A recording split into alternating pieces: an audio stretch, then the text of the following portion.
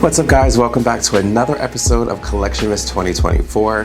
In today's video, I'm going to be sharing with you guys my entire watch collection. There's a lot of them. I'm going to try to make it a quick video, but if that's something that you're interested in, definitely keep watching. But first, if you're new here, I am Wil Mikahson. I do videos on luxury, fashion, lifestyle, and travel. If any of that interests you, I would love for you to consider joining our family here. You can do so by clicking that subscribe button and the notification bell so you get notified every single time I load a new video. So just a quick disclaimer, I am not a watch connoisseur. I like what I like, and I've learned a lot along the way, but I by no means am a watch connoisseur. Also, I hear a lot of people talk about, oh, I made mistakes along the way. None of the watches that I have in this entire collection is a mistake. They're all a part of the beautiful horologic journey that I've been on for about 20 plus years. And I want to dedicate this video to my dad, my stepdad, who passed away in 2019. I never talked about it on my channel. It was a very difficult time for me because we had sort of a rocky relationship. And I really, at the end of the day, just wanted to be the perfect son, and I wanted him to be the dad that I wanted him to be, but he did the best that he could, and I love him for that, and I'm so thankful for God bringing him into my life for the time that he was. He raised me basically since I was 9 years old until he passed away in 2019. Not that he raised me in 2019, but he was in my life until then. With the rocky road that was our relationship, the ups and downs, we always connected with our love of watches. Horology was always the thing that brought us together. And you will see through my collection that things came from him or we shared the same thing, and I believe that it just brought us closer. So again, this video is dedicated to my dad, Andre. So what I'm gonna do is turn the camera around. I'm really not good at those kind of videos, but I'm gonna turn the camera around the opposite way. We're gonna get some better lighting, and I'm gonna go through everything in my collection. Okay guys, so this is the watch that started my entire obsession with horology. This Gucci watch was my dad's watch. My mom and my dad picked this up on their honeymoon in September of 1989. So I was all of 8 years old when they picked this up. I love the vintage Gucci box. And when you open the box, it has the Gucci logo there in the back. And this is the Gucci 3300M watch. It is just a really beautiful vintage Gucci watch. My dad wore this initially when he first got it, but then he didn't wear it at all. So I took it upon myself in middle school and high school to wear this watch to school and boast about it as if it were mine. But in fact, it was my dad's. I got put on punishment tons of times for taking it, but it never stopped me because I was just in love with this watch. And like I said, I wore it through middle school and high school because he really did not reach for it after a certain point. So when he passed away in 2019, my sister and I felt it was right that I got the watch based on my history with the watch, and I love it. It will never ever leave my collection. This next watch is a blue Esquire watch. This is one of the watches that my dad wore in the latter portion of his life. He used to wear this a ton, and I just think it's a really good beater watch. It's held up well. It's got a lot of wear on it, and I know a lot of people don't really care for Movados or Esquires, but he was a huge fan. Speaking of Esquire, this is the last watch that he really wore. He loved this watch so much, wore it a ton in the latter portion of his life. This is what the back looks like. You can tell lots of love has been given to this watch. And again, one of his, so it's never leaving my collection. This is the last watch that belonged to my dad. It's a Wittenauer. He worked in sales, and I remember him getting this watch for a big accomplishment or achievement in the company. I know that it's gotten a lot of wear. This is probably his most worn watch out of the watches that I have of his. And I just think it's a really nice, slim dress watch. It's got the bimetal configuration, and it does show some fading here on the gold. And I often contemplate getting a new strap on it, but this is his watch and how he wore it, so I think I'm going to leave it just as it is. So this watch box here, my mother got it for me, I believe from Bed Bath & Beyond back in 2007.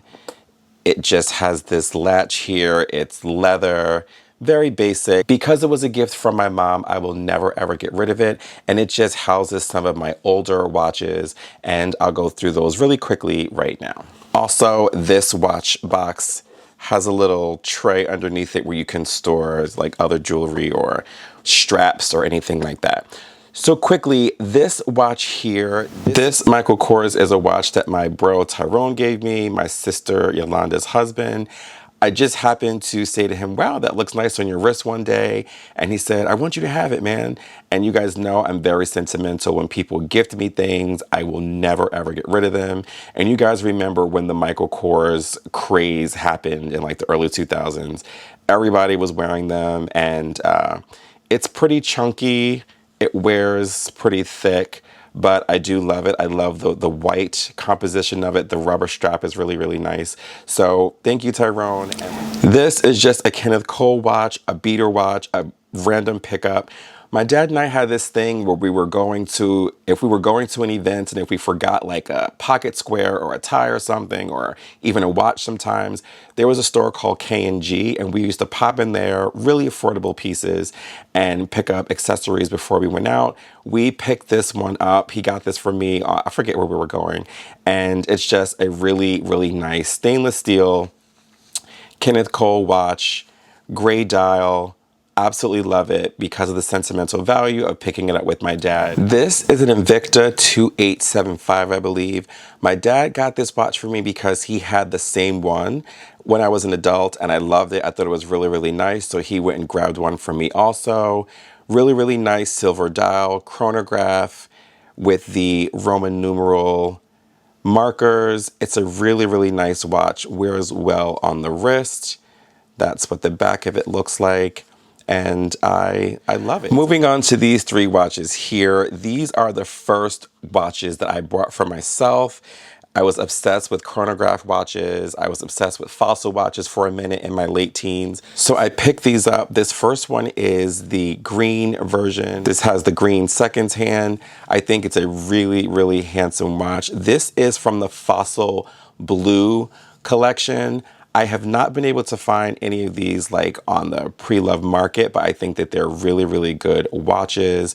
Very durable. I wore them a ton in my late teens and early 20s, and I don't believe that I'll let them go. The reason why I was looking for this on the pre-loved market, I loaned this watch, which I usually never do, but I loaned it to a friend back in the day and got the watch back, and the strap was destroyed. And the dial also got, I don't know if water got in it, air got in it, but it's really, really tarnished. So I will continue to look for this yellow version, pre-owned. I tried to go to Fossil to see if they had any straps or if I can get service for it, to no avail. So if anyone knows how I can get this refurbished, please drop me a comment below. It will be greatly appreciated. And this is the last one of the Fossil Blue watches that I have. This is with the red strap. I thought this was really, really nice. Red, I always say, is not really my color, but I just felt like it completed the trifecta that I found back in the day. And these did come in various different configurations, but the three that I came across at the time, I snagged it. So this is the third and last Fossil Blue watch that I have. This watch is pretty special to me because it was my first and only collaboration with a brand, and I thought I was special. Come to find out that they worked with everyone on YouTube and Instagram, and the company I'm talking about is Jord Watches. They gifted me this watch, and my name is inscribed on the back here, which I thought was pretty cool. And on the front here, it does have a drawer for you to store some extra links. So I thought that was really cool. This top has a magnetic top, as you can see right there. And this is the watch that I chose. I love the dark wood juxtaposed to the black hands, seconds, and minute markers with that gray dial, which is very my aesthetic. The watch did break. After they sent me one, it broke. They sent me another one, and the links are very fragile, so I haven't worn it. And like I said, I do just keep it for sentimental purposes because it made me feel really special. So this watch box here, you guys know I love gray. This is what it looks like. It has this drawer here that comes out. I'll show you that in a minute. Here is my issue with this watch box. The watches are not snug. They roll around a lot. Not that I'm going to be doing much to cause them to roll around, but I do just like them to be, see this one completely flipped up. I do like them to be snug, so I am looking for some better watch boxes, but I'm just sharing with you guys what my watches are stored in as of right now. As I mentioned, this one does come with a drawer. You can house some extra straps here. These are some Phillips Stein straps that I have. This is where you can put rings, earrings, 3 compartments here, and then I have 3 watches here, which I'll take out and go over those with you. So these watches back here are my Michael Kors and my 2 Armani watches. I usually pick these up from like TJ Maxx, Marshalls, because I'm looking typically to see if I would wear a watch with these colors or certain configurations. I usually get them for like $35, maybe max $59. So that's those there. I also have these 2 Michael Kors here. One is the two-tone with the blue dial. One is black, a black dial with the gold hardware. And again, I do want to get a Submariner bluesy, which kind of gives this vibe. And I also want a gold Rolex with a black face. I always, just like I said, try these cheapies just to see if I would wear these colors. This Swiss Legend watch I got back in 2007, 2008. And I remember there was, before the official trend of big watches, this watch, I came across it on the internet, and you guys, it should be like on a rapper's wrist or something. It's more so like a cuff, and it's just really, really large, but I loved it back then. Look how chunky that bracelet is. I can't even, oh yes, I can close it. Really, really chunky watch. Hefty, extremely hefty. These watches were quite pricey, but I got it for a deal. I think I wound up paying like $200 for it, and I think it was originally like $600 or $700, but love this watch, wore it a ton, like I said, back in 2007, 2008. This is just a really, really nice Michael Kors, very simple. I do have a Burberry watch that's very similar in configuration, but the face is square. I'll show you that in a minute. But I just wanted to see if I wanted to upgrade to get something with those same colors, but a larger size. So I was looking at an Omega Speedmaster that had a black dial with the brown leather strap, and I thought, let me see if I can grab a cheaper one just to see if I would wear it. And I do love this a lot. I've worn it a few times, and I think if I was to get an Omega one with this configuration, I would definitely rock it. This Armani watch is so handsome to me. It has very minimalist vibes. I love the chronograph, how it's very subtle. There's an IWC watch that resembles this. I forget which model, but I definitely would rock a watch that has this configuration. Another one of my favorite is, I really, really love this chocolate leather strap with this champagne dial on this Armani watch. It's really, really nice. It's large. It's about a 42 to 44 millimeter. I can't remember. But again, these are just designer watches that I picked up for the low, just to see if I would rock watches with this configuration, like I keep saying. And I really, really love this one.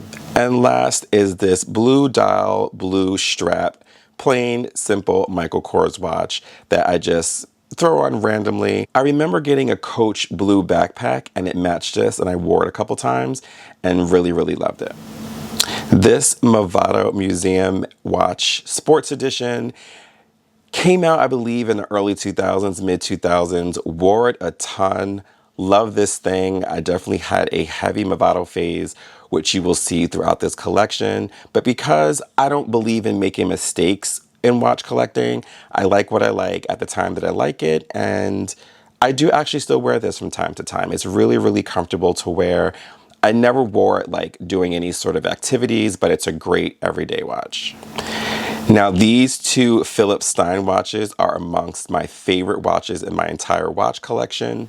I have to credit my old boss, Becky, who is no longer with us. She passed recently, but she always kept a Philip Stein watch on her wrist, and I fell in love seeing them on her wrist. I did upgrade this strap to an ostrich strap. It's sort of a taupe color. I really do like it, and when I wear it, I get tons and tons of compliments. But not more than the compliments that I get when I rock this version with the white dual dial and the green alligator strap.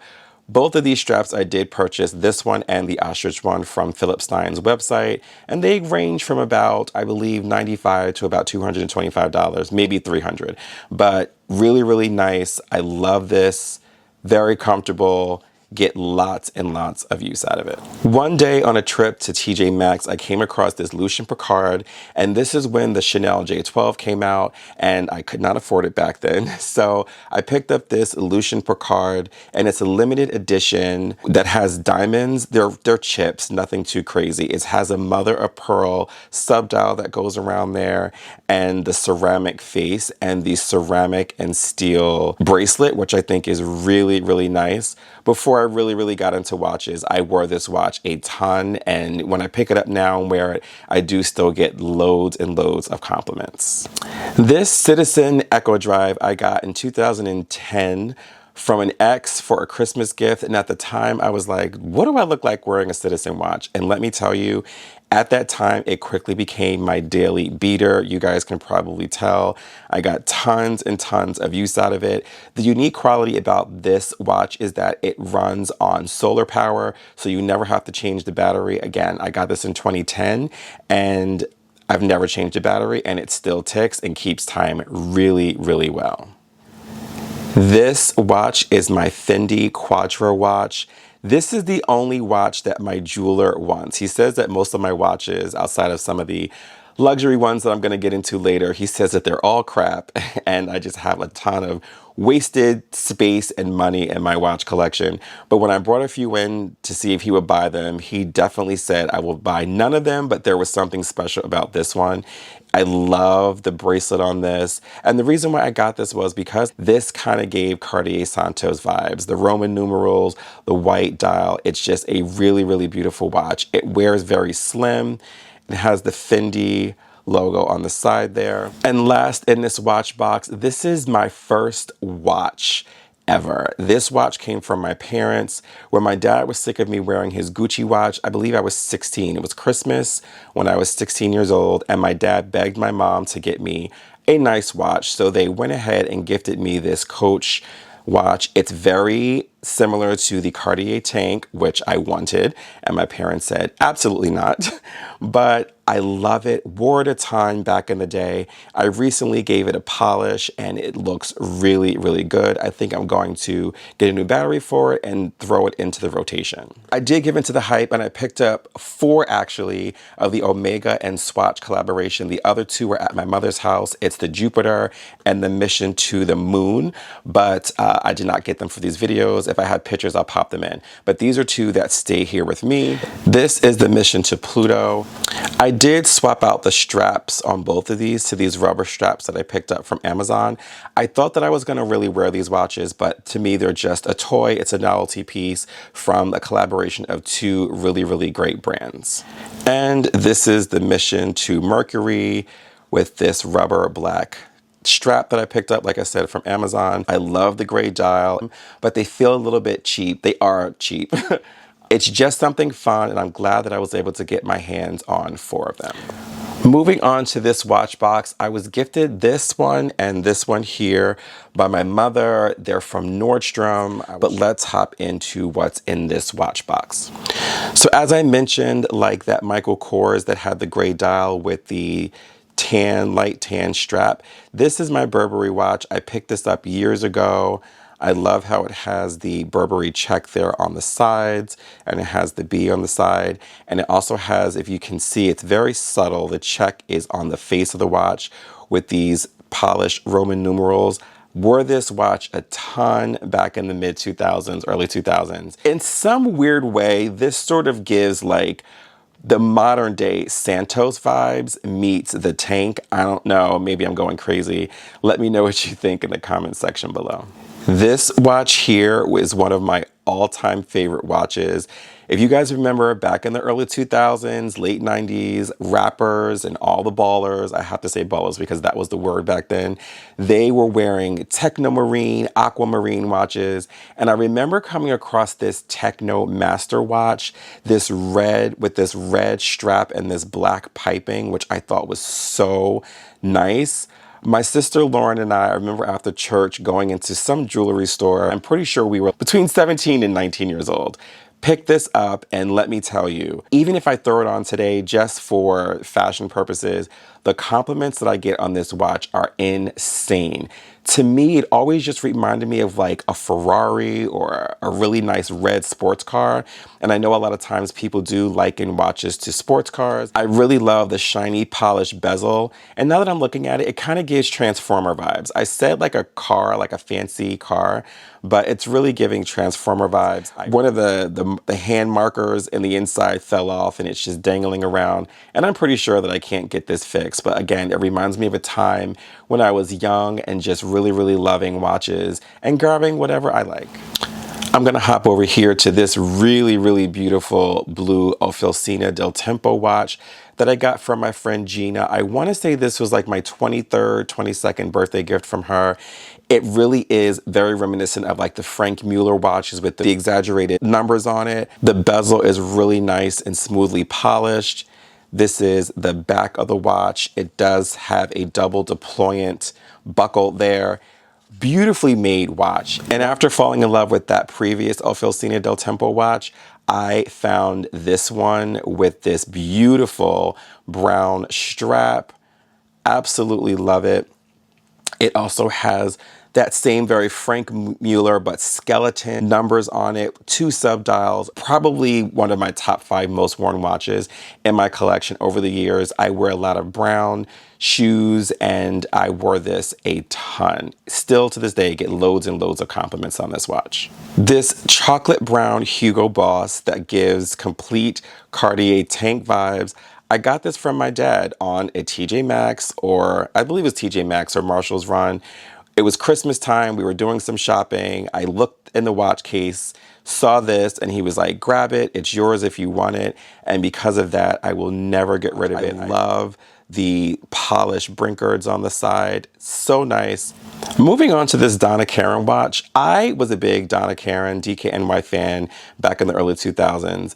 I had tons of watches by DKNY. I have since sold all of them, but this one, for some odd reason, I cannot get rid of. It sits up pretty high, it's pretty chunky, but it's comfortable to wear. And I don't know, I cannot seem to get rid of it. It's been with me and clearly it's going to stay with me for a long time. Back to the TechnoMasters. This watch, you guys, with these pave diamonds, you could not tell me anything. I remember wearing this to the club with this patent leather, shiny patent leather strap. The crystal is very bulbous. It's just an obnoxious watch, but you could, like I said, you could not tell me anything. Oh my gosh, I just look at it and I laugh. It's very nostalgic. It brings me back to a time in my youth where it was just fun and I did not take myself or watches or anything too seriously. This Emporio Armani with the moon phase dial is one of my favorite watches in my entire collection. This is a pickup from TJ Maxx and it is such a beautifully crafted watch. This is a mechanical automatic watch. The compliments that I have received on this watch through the years is insane. It dresses up really well, dresses down really well. This super thick leather strap is comfortable, it wears well. I cannot tell you how much I love this watch and it's never going anywhere. This is probably one of my first Movado watches. It's just a very classic, simple museum watch, leather strap, worn a ton, nothing too crazy about it. This Levian Duo watch is one of my most complimented watches in my entire collection. This smooth black bezel It has Levian, I'm not sure how you pronounce it. I do know that they make jewelry, but I came across this at TJ Maxx years ago, and when I wear it to this day, people are like, I've never seen anything like that. It's exquisite. And I don't know. There's one that I saw on the internet. I only saw another one that was similar to this, and it was called the Levian Duo Diamond, and it had black diamonds around the bezel. For me, that was a bit too much. The face, the shape, all of this, the dial, all of that is the star of the show. I think that getting diamonds on it would just make it a little bit too much, but I cannot get enough of this watch. Now, when the Chanel J12 came out and I could not afford it, I picked up this dupe, and it's an Emporio Armani ceramic chronograph sports watch. Really comfortable. I wore it a lot. I mean, a lot in the early 2000s. And I do still reach for it every now and then. When I went for the white one, I wanted to get a different shape. Again, this has that very classic Cartier tank shape. I thought I would wear this one. I love white. Do not reach for it. I think I've worn this watch maybe twice, and I'm thinking of gifting it to someone, but it's comfortable. It's really nicely made. I just did not like the chunkiness of it. All right, guys, moving on to my last watch box. That's where it says Nordstrom there. I don't know if I showed it to you guys previously, and it does have some of my heavy hitters in it, and I'm gonna go over them with you now.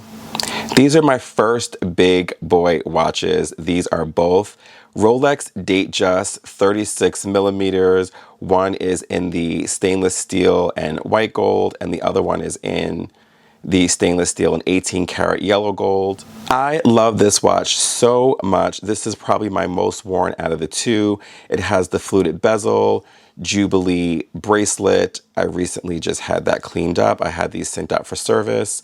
But I picked up this watch because my jeweler was sick of me wearing Movados and all these other watches that you've seen in this video. He told me to get a Rolex, gave me a really good price on it. He told me to never ever repeat what he sold this to me for. And FYI, in 2021 or 2020, he offered me double what he sold this to me for, but I wouldn't let it go because it's sentimental to me.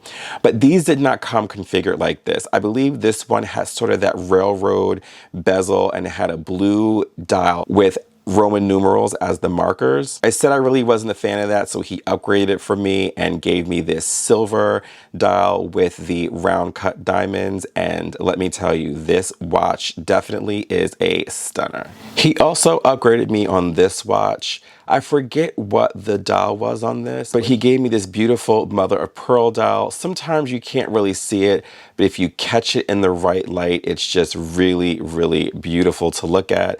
This one does have a baguette at the 6 and 9 hour marker, and the other diamonds are round, fluted bezel, Jubilee bracelet. I absolutely love this watch to pieces.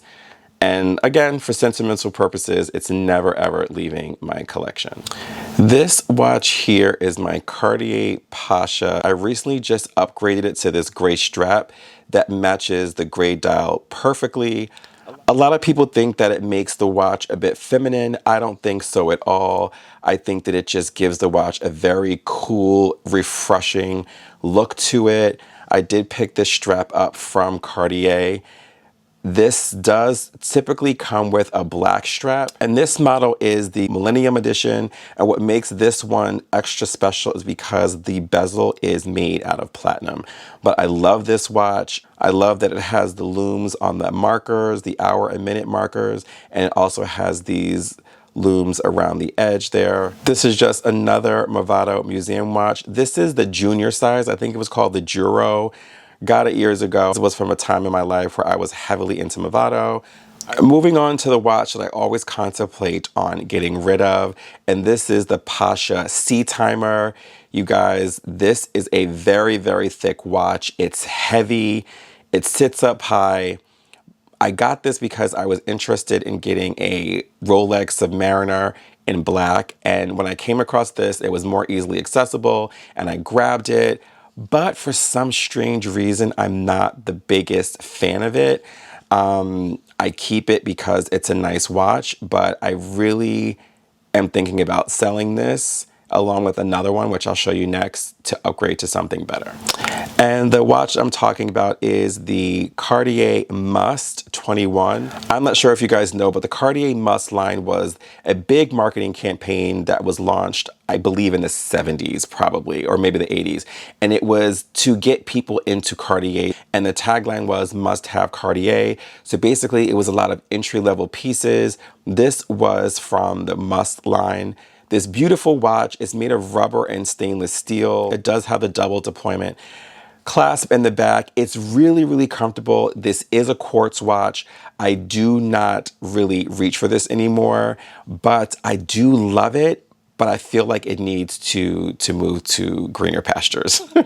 And this watch here, if you guys did not see my video, I will leave it linked in the cards above. This is my Chanel J12 watch that I had such an issue getting it repaired, but I love this so much. I finally got my hands on one of the watches that I fell in love with in the early 2000s. This is the 38mm black ceramic version with the black diamonds. Now, I came across a lot of versions prior to this, but nothing just felt right. When I came across this one with the black diamonds, it felt like home. And I love this watch to pieces. I get tons of compliments on it, and it's just never, ever going anywhere, you guys. Oh, love this watch. And I couldn't have a watch collection without having one of the most iconic watches in watch history, and it is the Cartier Santos Galbi.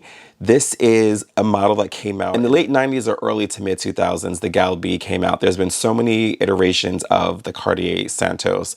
I love this one. I love the gold screws that are reminiscent of the Love range. It's such a beautiful watch. This is smaller, it's 35mm, but I rock it, and I rock it with pride. I get so many compliments on it. I love this watch to pieces. This watch here is a Fendi watch that was very reminiscent of that gold Gucci watch that I used to wear from my dad.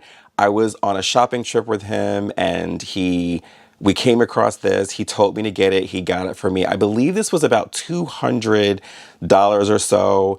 And I was just so happy to be able to wear this. And I felt like it really connected me to him because I knew he had the Gucci one and I had the Fendi one. It's constructed really, really nice, and it's comfortable to wear. The gold links here sort of have a dip in it. I don't know if you guys can pick that up, but it's kind of like bamboo earrings, kind of, or like the bamboo. It is really, really a beautiful watch. This is my Movado Bold in gold. In one of my earlier YouTube videos, I did unboxes with you guys. A really, really nice watch. I originally got it from Bloomingdale's from my sales associate when she called, but then found it at good old TJ Maxx for the low. I think I got it for $250 or something like that. A really, really beautiful watch. And I would love to get a gold President Day Date from Rolex, but until then, this is going to be that gold watch in my collection for me. This two-tone Movado museum watch, I don't think I ever wore this watch. It just sits in my collection. I never even got it sized, but it's old school. I've had it for ages and just never ever got rid of it. This watch is my gold Apple Watch. I believe it's a Series 5. I really, really want to start wearing gold watches more. I purchased this one with the intentions of wearing it, and if I can be honest, you guys, I've never ever worn it. I took it out of the box, tried it on, and sat it in here. I don't even think I've ever turned it on, so shame on me, but I hope to get some use out of this soon. And that is everything from this watch box. Let me know what you guys think. Like the Rolexes, the Cartiers over here, and the Chanel J12 are some of my absolute favorite watches. And like I said, these two are probably getting the boot. So I forgot about this Michelle watch. This was called the Jelly Beans. You guys remember these? I got this in black, and I love this watch. I wore it so much, but the Jelly Bean watches, or the Tahitian, that's what they were called. I'm sorry, these were called the Tahitian watches. The bezel chipped in 2 or 3 places. I could not find a place that serviced Michelle watches back in the day. So I gifted it to my little sister, and I was like, listen, beat it up if you want to, I don't care. And recently my mother said to me, your sister has left that watch in the drawer for the longest, come and get it. So I came and picked it up, and now I'm like, I really love this watch. And I'm thinking about trying to revisit the whole idea of getting it serviced and getting a new crystal for it. It's such a nice watch, very, very comfortable to wear. And I almost forgot about my Cartier Tank Solo in the extra large version. This is such a classic watch. I love it on this chocolate brown strap, and it does have the double deployment clasp on the back, and it has the blue cabochon on the side. This is such a beautiful watch, you guys. Very easy to wear, easy to dress up, dress down. I love the flat brankards on the side. The classic Tank watch, they're rounded, but I love that these are flat. A lot of people think that the Tank Solo Extra Large is too big and it's not a classic size, but I think it looks really, really nice on my wrist, which is about 7.5 inches. It doesn't feel too dressy, but it doesn't feel too casual either. I really do love this watch. And last but not least, my most recent acquisition, and this is my Cartier Ballon Bleu in the color blue in 42 millimeters. You guys know just how I feel about this watch.